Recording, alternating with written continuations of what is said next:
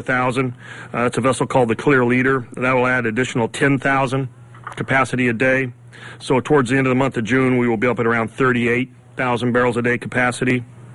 That will ultimately be replaced by the new containment system, which will consist of the new riser mooring system and the flexible hoses, which will allow us greater capacity, but also the ability to disconnect quickly in the case of heavy weather.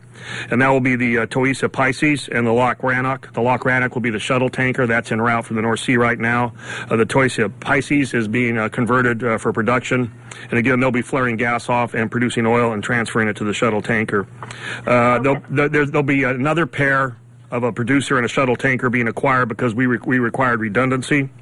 And that will be the Helix producer, and the tanker is yet to be identified. Between the two of them, they will have a capacity of between 20 and 25,000 barrels a day. If you add that up, it's between 40 and 50. That takes you from now to approximately mid-July to build that second system out. Is that responsive? Yes, thank you, Admiral. I just want to make sure one more thing I'm clear on. Yeah.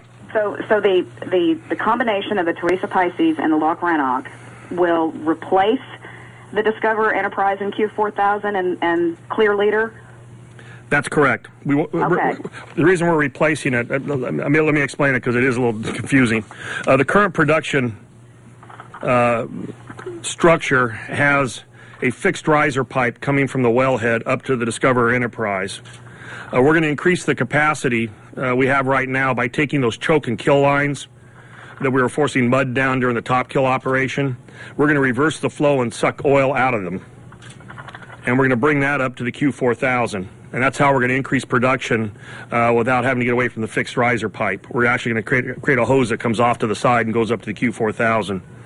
Ultimately, we don't want a fixed riser pipe. The Discoverer Enterprise is basically locked to the bottom of the sea by the riser pipe and the containment cap to the wellhead. And what we are constructing for the next containment strategy is a riser pipe that is anchored to the bottom of the ocean and then a buoy on the top, but it doesn't go quite to the surface. So we have a subsea section of riser about 4,000 feet long. And we have a flexible cable from the bottom of that goes over to the wellhead through a permanent cap, and then a flexible hose that comes off the top up to the production vessel or vessels when there's two of them, and then they will process and offload to tankers. These will be larger vessels with better sea-keeping capability, and in particular, the Loch Rannoch has what we call dynamic positioning capability. That is the same capability that's on the drill rigs. It keeps them right over the spot while they're drilling with a bunch of thrusters that are connected to GPS and computers. They need that because if they're going to continually transfer to the tanker as the source of storage, that tanker has to be right beside them and can't move very far. That's the reason these are being brought from the North Sea, because that is not the usual form of transfer in the Gulf. Was that helpful? Yes, and I'm sorry, Admiral, just one more. The Sure. Clear Leader, that's a drill ship, correct? The Clear Leader, yes, it's a very similar to the Discoverer Enterprise. That's correct. Okay. Yeah. Okay. And will the Clear Leader stay on site? Last thing I'm confused about is we've got the Toisa Pisces Right. and the Loch Rannoch coming, and that's going to be part of the floating riser system. So that the Q4000 will no longer be used at that point, but will either of the drill ships still be used? No, at some point we'll make a transition, and there'll be a time where it's going to be pretty crowded out there, as you can imagine. This is going to be very, very carefully staged and sequenced.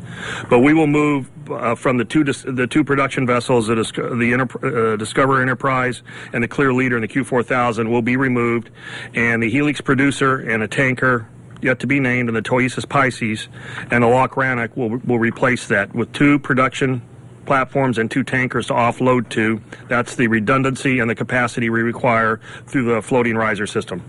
Was that better? Yes, that's wonderful, Admiral. Okay. Thank you so much. So the actual burning off of oil at the Q4000, that's not going to last very long, maybe a couple of weeks.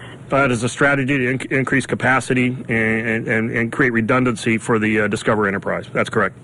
Okay. Thank you so much. Appreciate it. Thank you. Thank you, everyone.